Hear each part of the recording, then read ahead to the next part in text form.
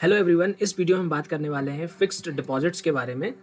Obviously हम में से बहुत से लोग जो होंगे उन्होंने कभी ना कभी तो फिक्स्ड डिपॉजिट्स किया ही होगा, बट इस वीडियो को देखने के बाद में ना आप एफडी को एक अलग नज़रिए से देखना आप शुरू कर दोगे। सो इस वीडियो में हम डिस्कस करने वाले हैं कि वाई एफडी करा ही क्यों जाता है, इन्वेस्टमेंट पर्सपेक्टिव या फिर सेविंग्स के लिए, या फिर किन लोगों को एफडी और कौन से सर्कमस्टेंसेज में करवाना चाहिए। ऐसे तीन सिचुएशंस की बात करेंगे। देन उसके बाद हम बात करेंगे कि inflation versus FD rate. We have 20 years of data जिससे हम कंपैरिजन करेंगे इन्फ्लेशन वर्सेस एफडी। क्या एफडी जो है वो रियली में इन्फ्लेशन को बीट कर पाता है कि नहीं कर पाता है। And eight the same time हम ये भी बात करेंगे क्या ये सही टाइम है एफडी में इन्वेस्टमेंट करने का, because with in a short span of time से 8 month from the beginning of the 2022 till now अभी तक में जो है रिपो रेट जो है वो हमारा 2.25% बेसिस से बढ़ा है, राइट। और एफडी के रेट्स भी इंक्रीज हुए हैं because that are directly link to the repo rates. इसके बारे में हम आगे और डिटेल में बात करेंगे। एंड देन फोर्थ पॉइंट में हम ये डिस्कस करेंगे कि एफडी के हमारे पास में ऑप्शंस क्या क्या अवेलेबल होते हैं। जनरली बहुत से लोग होते हैं जिनको दो ऑप्शंस के बारे में पता होता है, जैसे कि एक पोस्ट ऑफिस हो गया और दूसरा हो जाता है बैंक्स। बट बैंक्स में भी देयर आर फर्दर कैटेगराइजेशन, जिसमें से पब्लिक बैंक हो गई, पब्लिक बैंक मतलब SBI, union bank, Indian bank है ना, और केनारा बैंक हो गया, बहुत सारे बैंक्स हैं। दूसरा होता है प्राइवेट सेक्टर, जैसे कि आईसीआईसीआई हो गया, एचडीएफसी हो गया, या फिर एक्सिस बैंक हो गया। और कुछ फॉरेन बैंक्स भी हैं जैसे कि डीसीबी हो गया, डॉइचे हो गया, सिटी बैंक हो गया, और वैसे ही कुछ स्मॉल बैंक्स हैं। And then further we have NBFC, जहाँ पर हम डिपॉजिट जो है वो तक करवा सकते हैं। एंड कॉर्पोरेट्स एफडी भी होता है, जहाँ कंपनियां जो होती हैं वो एफडी इशू करती हैं, जहाँ पर हम पैसे इन्वेस्ट कर सकते हैं। At the same time corporate societies. So इतने सारे ऑप्शंस आपके पास एफडी में अवेलेबल होते हैं, और इन सारे ऑप्शंस के बारे में हम आगे डिटेल में बात करेंगे कि कौन सा रिस्कियर ऑप्शन है, क्या क्या प्रिकॉशंस लेने चाहिए before invest amount putting your amount into the fixed deposits, right. So let's start the video, right. So सबसे पहले हम बात करते हैं कि why we should invest in the fixed deposit itself. So there are three situations जहाँ पर एक नॉर्मल कंडीशन होता है जहाँ पर हमें एफडी में इन्वेस्टमेंट करना चाहिए। बिकॉज एफडी में जब भी आप इन्वेस्टमेंट करते हो तो आपका जो पर्सपेक्टिव होना चाहिए वो लॉन्ग टर्म का नहीं होना चाहिए। सिर्फ और सिर्फ आप शॉर्ट टर्म के लिए investments, I wouldn't say investments, आप यहाँ पर सेविंग्स के लिए करते हो, जिससे कि आपकी जो पैसे की वैल्यू है वो एट द सेम टाइम बनी रहे, राइट। उसके लिए आप एफडीज करवाते हो, और ओवर थोड़ा बहुत अगर हमें रिटर्न मिल जाता है तो ऑन टॉप ऑफ दैट तो वो हमारे लिए बेनिफिशियल होता है।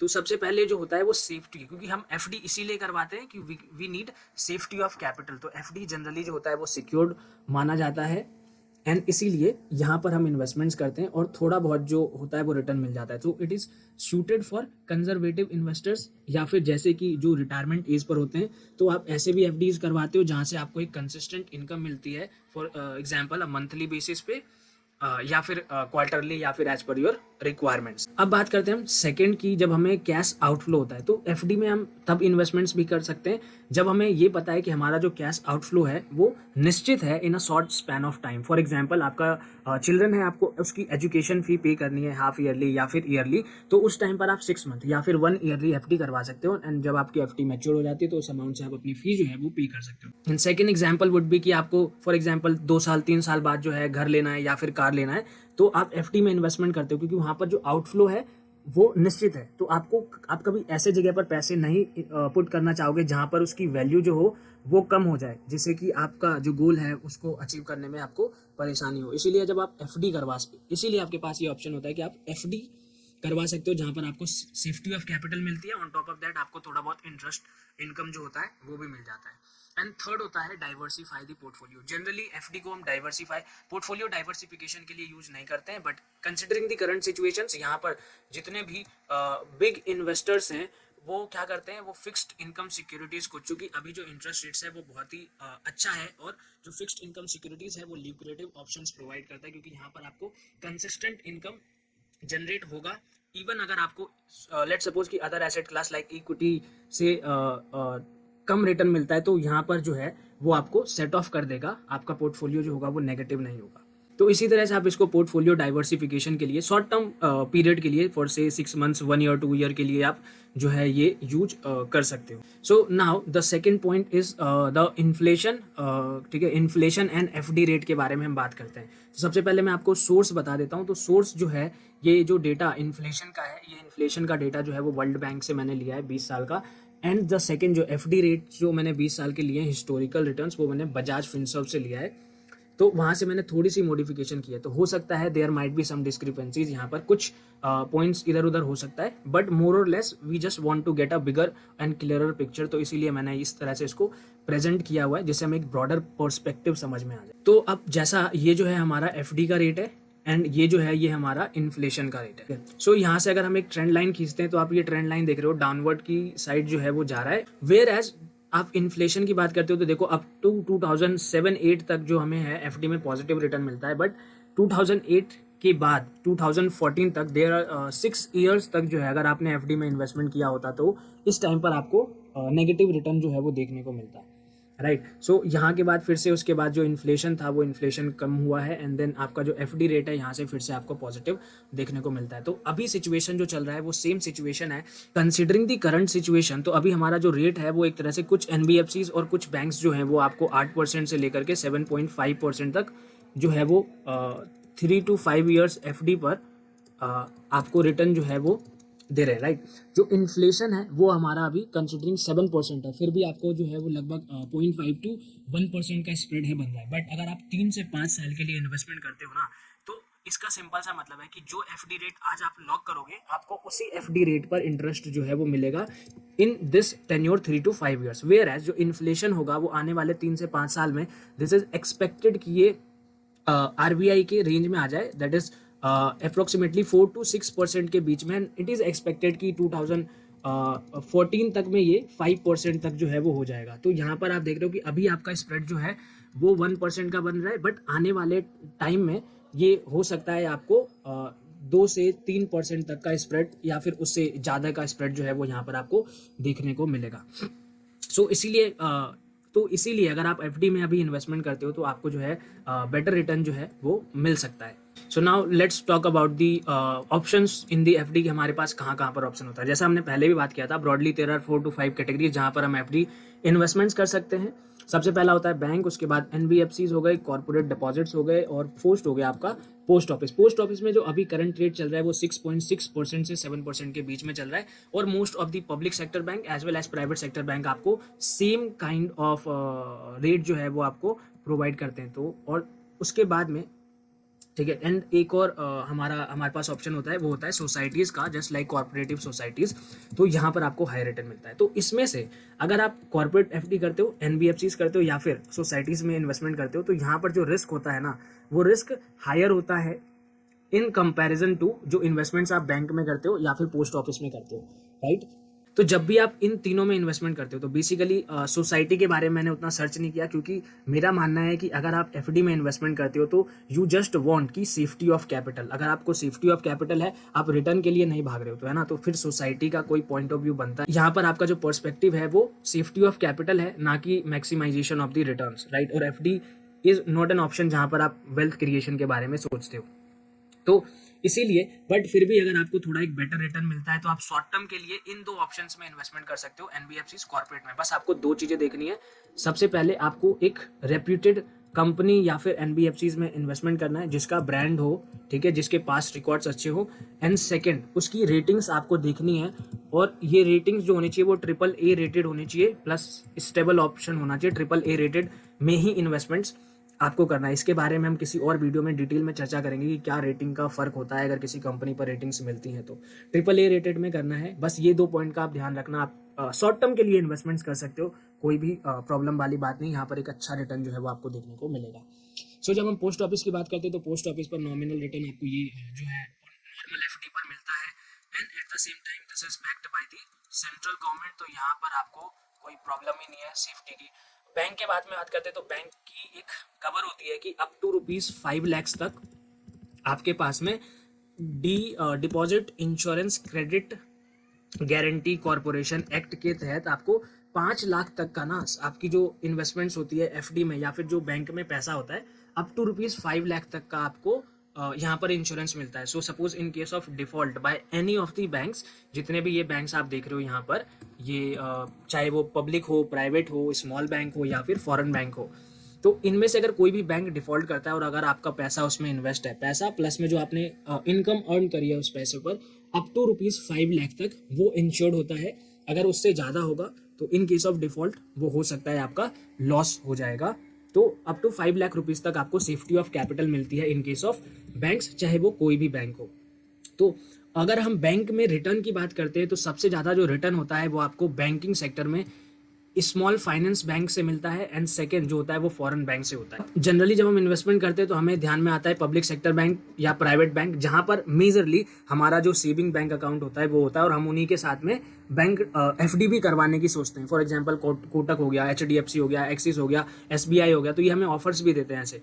बट जब अगर आप दूसरे बैंक्स में जैसे कि स्मॉल फाइनेंस बैंक जिसके बारे में आगे बात करेंगे, अगर आप इनमें एफडी करवाते हो ना, तो आई कैन से कि आपको 1.5 से 2% या उससे भी ज़्यादा जो है स्मॉल फाइनेंस बैंक या फिर फॉरेन बैंक्स में आपको हायर इंटरेस्ट रेट मिलेगा देन दीज टाइप ऑफ जो जनरल बैंक्स जहाँ पर हम कंसिडर करते हैं इन्वेस्टमेंट करना। सो दिस इज जस्ट मैंने एक प्लॉट किया था वैसी रिस्क पर्सपेक्टिव से, जिसके बारे में मैंने आपको आगे बता ही दिया था कि पोस्ट ऑफिस में जो होता है वो 0 रिस्क होता है। बैंक में इसलिए होता है कि जब आप 5 लाख से ज़्यादा का इन्वेस्टमेंट करते हो, जिसका कोई सेंस बनता नहीं है वैसे, अनलेस एंड अनटिल अगर आप रिटायरमेंट पर्सपेक्टिव या फिर जो हमने आगे कुछ कंडीशंस बात किए थे उससे ज़्यादा है, तो फिर यहाँ पर आपको थोड़ा सा रिस्क जो है वो बेयर करना पड़ सकता है। एनबीएफसी एंड कॉर्पोरेट्स में आपको दो ही चीज़ बताया था कि वहाँ पर आपको रेटिंग देखनी है, AAA रेटेड होना चाहिए, और प्लस में आपका जो कर रहे हो ब्रांड नेम के साथ में आप एसोसिएटेड हो। So this is just like ये ऐसे इस तरह से जो है वो चलता है इन टर्म्स ऑफ रिस्क, कि क्या अभी एफडी में इन्वेस्टमेंट करने का राइट टाइम है कि हमें कुछ दिन वेट करना चाहिए। Suppose so for example within a span of 8 months from May to December जो आरबीआई है वो 2.25% से जो है वो रेपो रेट बढ़ा रही है। So what is repo rate? ठीक है, रेपो रेट एक रेट होता है जो सेंट्रल बैंक्स जैसे कि आरबीआई है, रिजर्व बैंक ऑफ इंडिया, वो इन्फ्लेशन को कंट्रोल करने के लिए इन टूल्स को यूज करती है। आने वाले टाइम में मॉनेटरी पॉलिसी पर बहुत ही अच्छी वीडियो जो है वो लाने वाला हूँ, बट अभी हम फिलहाल एक आम लैंग्वेज में समझते हैं कि रिपो रेट का मतलब क्या होता है। कि रिपो रेट का मतलब जब एक बैंक जो होता है ना, कमर्शियल बैंक, वो आरबीआई के पास में जाता है, ठीक है, आरबीआई से कुछ पैसे जो है, आरबीआई उसको कुछ पैसे देती है ना, इन शॉर्ट टर्म के लिए देती है, और बैंक्स जो होता है वहाँ पर कुछ कोलेट्रल देता है। कोलेट्रल इन द सेंस उसके पास में एक गवर्नमेंट सिक्योरिटी होती है कि, और उनको प्रॉमिस करता है कि ये जो पैसे हैं मैं आपको पैसे वापस दे दूंगा, और ये जो कोलेट्रल है ना, ये कोलेट्रल मैं आपसे वापस खरीद लूंगा, तो आप मेरे को ये दे देना। तो इसी रेट पर जब ये पैसे आरबीआई इसको देती है ना यूज करने के लिए, तो उस पर जो इंटरेस्ट चार्ज होता है उसको हम बोलते हैं रिपो रेट, राइट। अब ये जो रिपो रेट है, अब यहाँ पर इसका सिंपल सा कॉन्टेक्स्ट आप समझो कि जब आरबीआई रिपो रेट इंक्रीज कर देगी, दैट मीन्स जब बैंक आरबीआई से पैसे लेने के लिए जाएगा तो बैंक का जो बोरोइंग कॉस्ट होगा आरबीआई से वो क्या हो जाएगा, बढ़ जाएगा, राइट। अब बैंक क्या करती है, बैंक आगे एक तरह से बोरो करती है। बोरो किससे करती है? From the सेवर्स। सेवर्स जैसे कि आप और हम लोग हो गए जिनका सेविंग बैंक अकाउंट होता है और फिक्स डिपॉजिट्स होता है। और दूसरी जगह पर बैंक कैसा काम करती है? लेंडर का काम करती है। तो हमसे वो पैसे ले लेती है और यहाँ पर लैंड कर देती है आगे में। तो जब बैंक यहाँ से पैसे ले रही है तो अब यहाँ पर क्या होगा कि जो एफडी रेट्स, सेविंग रेट्स होंगे वो इंक्रीज होंगे, and eight the same time जो लैंडिंग रेट्स होते हैं जैसे कि हाउसिंग लोन हो गया, ईएमआई हो गया, कार लोन, व्हीकल लोन हो गया, या फिर एजुकेशन लोन हो गया, तो वो भी बढ़ जाएगा, राइट। तो इसी वजह से अब क्या होगा कि जब इंटरेस्ट कॉस्ट बढ़ेगा तो यहाँ पर अब जो बोरोवर्स होते हैं, राइट, तो अब यहाँ पर जो बोरोवर्स होंगे वो क्या कहेंगे? तो बोरोवर्स का सिंपल सा कहना होता है कि अभी जो इंटरेस्ट रेट है वो थोड़ा हाई है ना, तो हमारी कॉस्ट जो होगी वो ज़्यादा करेंगे। तो अगर वो एक्सपेंशन करने वाले हैं किसी प्रोजेक्ट का, for example in a case of company, तो वो क्या कर देंगे, उसको एक्सपेंशन को होल्ड कर देंगे कि थोड़ा नॉर्मलाइज होने दे, तो फिर उसके बाद में हम कर देते हैं। या फिर अगर आप अभी सपोज होम लोन ले करके आप घर लेने वाले थे, तो अब आप होम लोन लेने की नहीं सोचोगे क्योंकि आपको हायर इंटरेस्ट पे करना पड़ेगा, राइट। और मेजरली जो होम लोन्स होते हैं वो डायरेक्टली लिंक होते हैं रेपो रेट के साथ में। तो रेपो रेट बढ़ेगा तो होम लोन्स बढ़ेगा। तो अभी जो होम लोन जिन्होंने ले रखा होगा उनको हायर इंटरेस्ट रेट पे करना पड़ रहा होगा, राइट।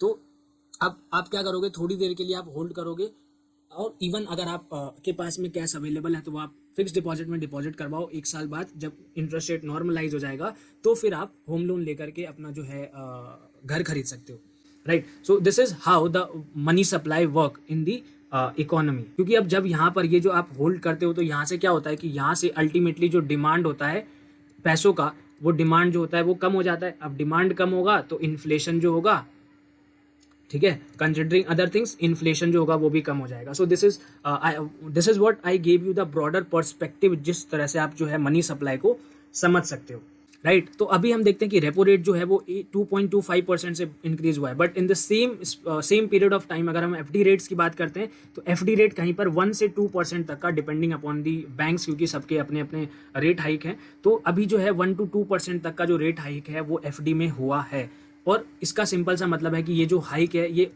ऑलरेडी पूरा रिफ्लेक्ट नहीं कर रहा है एफडी में, क्योंकि ये मैंने 2% बहुत हायर साइड पे लिया है, क्योंकि बहुत से बैंक है जो 1%, 1.5%, 1.25% ही बढ़ा रखे हैं, ठीक है। तो अभी भी अपर साइड का चांस है। अब इसके अलावा अभी ये एक्सपेक्टेड है कि आरबीआई जो है वो 1 से 2 बार और जो रेट है वो हाइक करने वाली है, स्लोली और ग्रेजुअली। तो ये आपको आगे आने वाले टाइम में जो है दिखेगा, बिकॉज इन्फ्लेशन जो है वो आरबीआई के लिमिट में अभी भी नहीं है, क्योंकि आरबीआई चाहती है कि वो 4 to 6% के करीब हो, बट अभी भी जो इन्फ्लेशन है वो 6% से भी 6.5% से भी ज़्यादा है। So look at the broader picture. अगर आप वेट कर सकते हो 2 से 3 महीने के लिए, फॉर एग्जांपल मार्च अप्रैल तक में, तब और क्लियरर पिक्चर हो जाएगा। एंड एट दैट टाइम जब भी अगर ऐसा कुछ होता है, पीक बनने वाला होता है, क्योंकि ऐसा नहीं है कि अगर इंटरेस्ट रेट पीक बन जाएगा तो नेक्स्ट क्वार्टर से ही आरबीआई इंटरेस्ट रेट कम करना शुरू कर देगी, बिकॉज उस टाइम तक इन्फ्लेशन पहले स्टेबल होगा, and then slowly and gradually जो इंटरेस्ट रेट कट होंगे वो होंगे। तो इसमें अभी टाइम लगेगा, it may start by the end of the year और from the next year, but इस ईयर में जो इंटरेस्ट रेट हाइक होगा या फिर पॉज होगा। तो जब भी ऐसा कभी सिचुएशन आता है, आइडियल सिचुएशन जहां पर लगेगा कि आपको और हायर रिटर्न और बेटर रिटर्न एफडी में मिल सकता है, I will inform you guys. उसके लिए आपको चैनल को सब्सक्राइब करना पड़ेगा। अगर आपने चैनल को सब्सक्राइब नहीं किया है, बेल आइकन को हिट कर देना, राइट।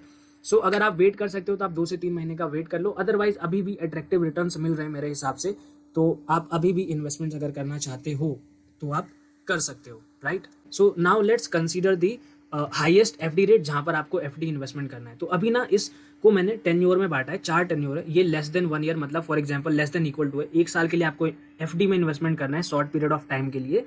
तो आप जो है सिटी बैंक जो कि फॉरेन बैंक है, जना स्मॉल बैंक है, या फिर आईडीएफसी फर्स्ट बैंक, इसका तो आपने नाम भी सुना होगा, बहुत बार एड्स भी आते हैं इसके। उज्जीवन फाइनेंस हो गया, डॉइचे बैंक हो गया, इनमें आप इन्वेस्टमेंट करने की सोच सकते हो, जहां पर आपको 7.5, 7, 6.5% जो है हाईएस्ट इंटरेस्ट रेट जो है आपको यहाँ तक मिल रहा है ना, डॉइचे बैंक तक, जिसमें देखो आपको मेजरली जो है दो आपको फॉरेन बैंक्स मिलेंगे एंड 3 आपको स्मॉल फाइनेंस बैंक मिलेंगे, जो आपको हायर इंटरेस्ट रेट दे रहे हैं। अगेन बैंक्स पे 5 लाख तक का आपका सेफ्टी ऑफ कैपिटल होता है, तो कोई प्रॉब्लम की बात नहीं है। आप किसी भी बैंक पे आसानी से ऑनलाइन एफडी जो है अकाउंट खुलवा सकते हो। जस्ट आपको थोड़ा बहुत रिसर्च करना है, आप ये भी जा करके चेक कर लेना कि ये रेट्स जो है वो क्या वो सही है कि नहीं है। बाकी जो थोड़ी बहुत टर्म्स एंड कंडीशंस होगी उसको चेक करने के बाद you are good to go to do the FDs in these kind of bank and get the benefit of higher returns. तो अभी हम हाईएस्ट रिटर्न में देख रहे हैं, बट अभी जो पीरियड है वो 1 to 2 ईयर्स का पीरियड है। तो अगर हम 1 to 2 ईयर्स में जाते हैं तो यहाँ पर आपको फिर से देखो स्मॉल जो रेट्स है वो 8% हो गया, 8%, 7.5, 7.5, 7.5। तो यहाँ पर आपको लगभग इस यहाँ तक जो बैंक से दे रहे हैं, देखो यहाँ पे बंधन बैंक हो गया, finance, Equitas, DCB bank, IDFC first, जना, आरबीएल। अब इसमें से कुछ ऐसे बैंक्स होंगे जिनके नाम आप जानते हो, तो इनमें से आप किसी में भी जा करके पॉज दी वीडियो, आप इंटरेस्ट रेट्स चेक करो जा करके, ठीक है। बैंक के नाम्स नोट कर लो, इंटरेस्ट रेट चेक कर लो कि क्या सही है इंटरेस्ट रेट। अब इसी तरह से अगर हम एफडी रेट्स की बात करते हैं 2 से 3 साल में, तो यहाँ पर भी आपको अब देखो यहाँ पर 8.5% का इंटरेस्ट रेट मिल रहा है।